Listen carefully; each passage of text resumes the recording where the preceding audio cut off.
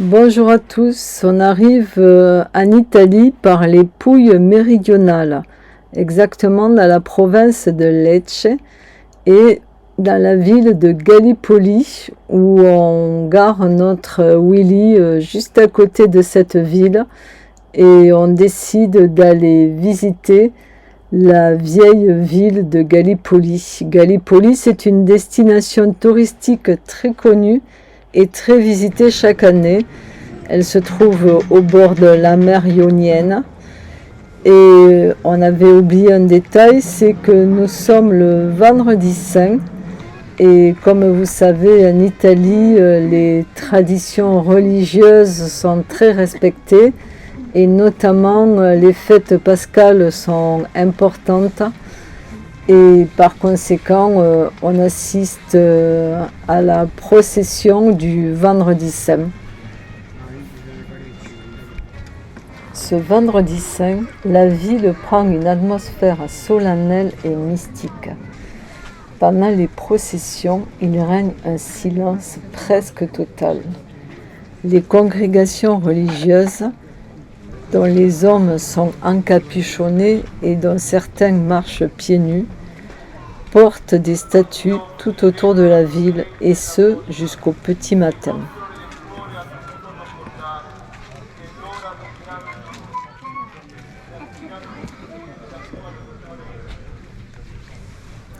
Il faut savoir que le moindre village a son saint patron, fêté dans la liesse une fois par an, ce qui donne lieu à des retrouvailles entre les autochtones et les expatriés.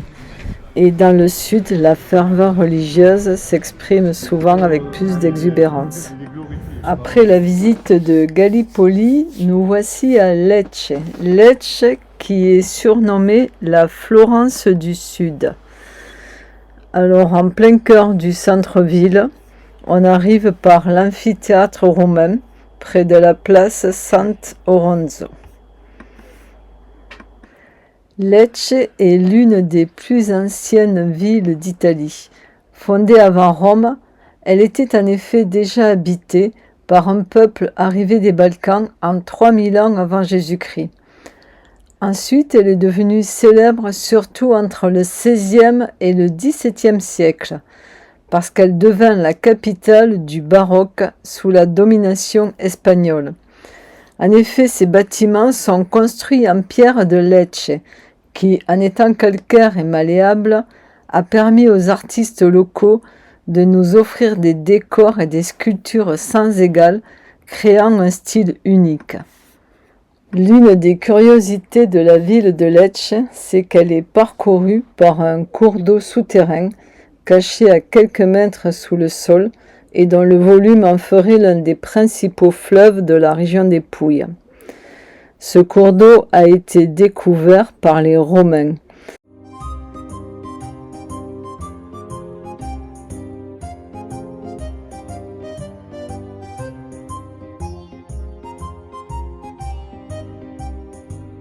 Nous arrivons sur la Piazza del Duomo. Au fond se trouve la cathédrale de Santa Maria dell'Assunta.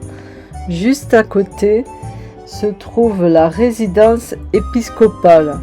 Et sur la droite, le musée diocésain qui est l'ancienne école d'aspirants prêtres. Enfin, vous pouvez voir le clocher avec plus de 70 mètres de hauteur qui s'élève majestueusement, plein de balustrades, de pyramides et autres décorations.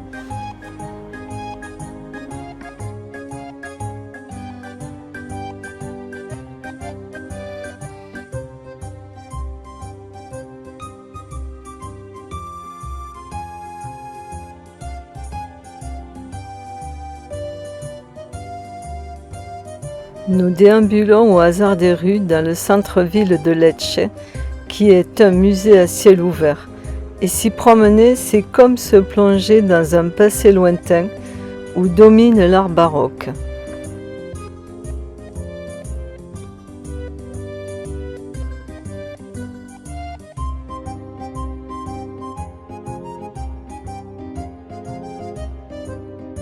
On arrive ainsi à la basilique de Santa Croce, ou l'église de Sainte-Croix, qui est le bâtiment le plus célèbre et le plus emblématique du baroque. Cette façade exubérante et hypnotique, où sont sculptés des moutons, des chérubins, des gargouilles, des corbeaux, des festons, des colonnes, des corniches remplies de figures humaines, de fleurs et de bêtes fantastiques.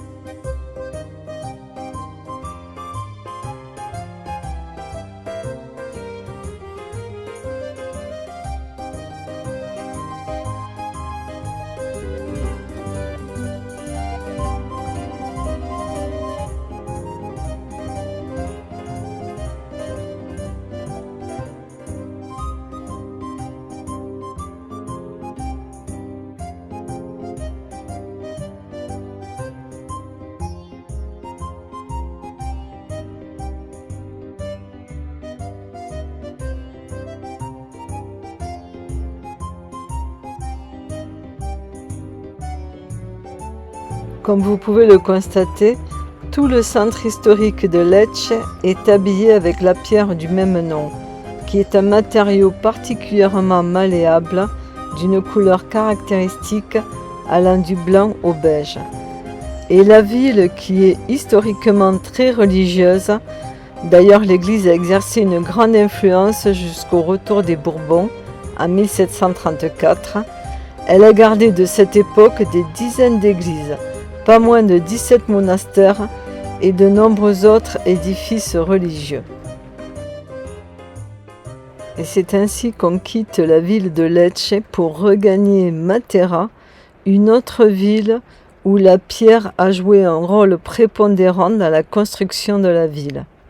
Donc comme je vous disais, nous sommes à Matera. Matera qui se trouve toujours en Italie du Sud, dans la région de Basilicate. Les sassi et les parcs des églises rupestres de Matera comprennent un ensemble de maisons, d'églises, de monastères et d'ermitages construits dans les grottes naturelles de la Murgia. Ça couvre à peu près une superficie de 1000 hectares et cet ensemble troglodyte, remarquable et intact, abrite plus d'1 millier d'habitations et aussi un grand nombre de magasins et d'ateliers. La ville de Matera m'a frappé, autant par sa beauté architecturale que par son histoire. Comme je vous le disais précédemment, du paléolithique au néolithique, déjà, nos ancêtres à fourrure étaient venus occuper ce promontoire. Au Moyen-Âge, Matera a été prise, détruite et reconstruite.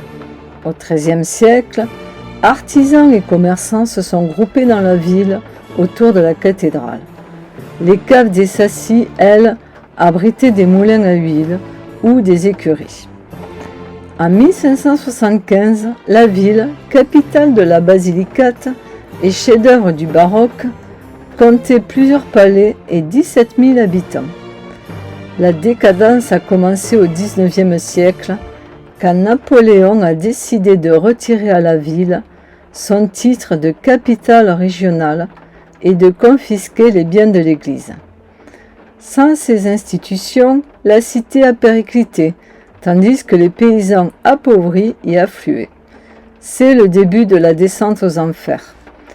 Un siècle et demi plus tard, en 1935, Carlo Levi, médecin, peintre et écrivain, a été exilé dans ce coin déshérité de la Basilicate. Son roman, Le Christ, publié en 1945, racontait la réalité des sassi, tombeaux pour morts-vivants, envahis par l'humidité et la poussière de tuf, où des gosses, au ventre gonflé, s'accrochaient au sein de femmes épuisées. Sans compter la gale, le typhus, la tuberculose et une mortalité infantile de 44%. La Matera des sassi ressemblait alors à une cité ravagée par la peste noire. En 1952, les communistes au pouvoir ont décrété la ville honte nationale, ordonné son évacuation et fait construire des quartiers neufs dans la banlieue moderne pour accueillir les misérables. C'est alors que les Sassi de Matera ont été oubliés jusqu'à ce jour de 1964, où Pier Paolo Pasolini est venu à Matera tourner son film « L'Évangile selon saint Matthieu ». Le cinéaste poète, chaviré par la tragique beauté de l'endroit, s'est insurgé qu'il fallait restaurer ces somptueux vestiges et non les assassiner. Des jeunes de Matera et d'ailleurs l'ont entendu et ont créé une association pour redonner aux Sassi de Matera leur gloire ancienne, et à force de se battre, ils ont réussi à inverser le cours de l'histoire.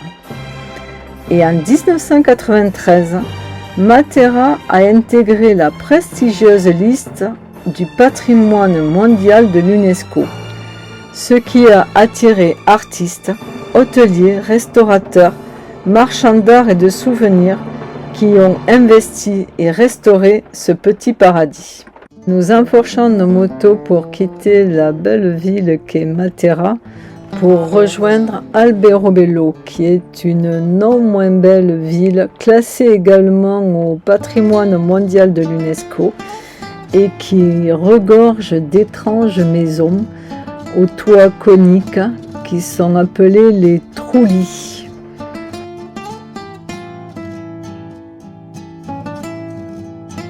Le trullo est une habitation temporaire ou saisonnière ou une habitation permanente de petits paysans et d'ouvriers agricoles. Alors on en rencontre un peu partout dans la campagne avant d'arriver à Alberobello, mais c'est à Alberobello où il y en a le plus.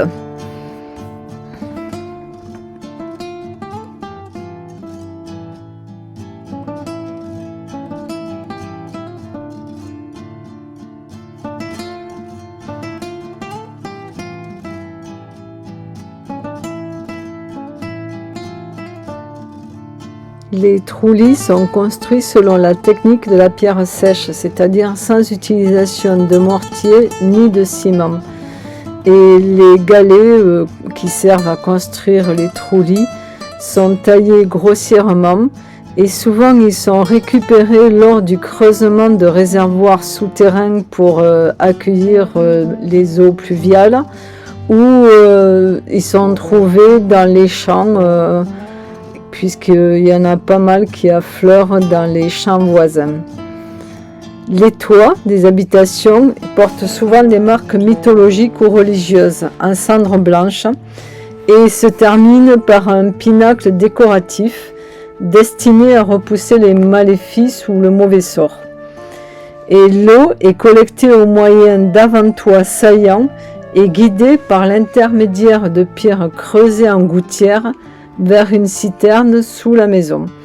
Et d'ailleurs, il y a d'étroits escaliers en pierre qui permettent d'accéder au toit. On trouve les premiers trulli à la fin du XIVe siècle et on pense que la méthode de construction à sec a été imposée de façon à ce que les habitations puissent être démantelées rapidement. On pense que c'était une méthode stratégique pour éviter les impôts sur les implantations imposées par le royaume de Naples. Et ainsi, également, si les propriétaires réticents ne voulaient pas payer les impôts, c'était un bon moyen de démonter rapidement les habitations.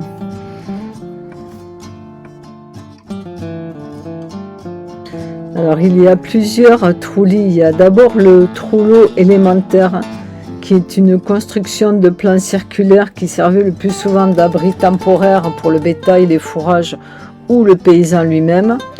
Et ensuite il y a le trullo de plan carré, soit isolé, soit faisant partie d'un groupe de 3, 4 ou 5 trulli disposés en file ou en tas et formant un ensemble où chaque trullo correspondait à une pièce différente, par exemple cuisine, chambre, étable, local pour les denrées ou les outils, four, citerne.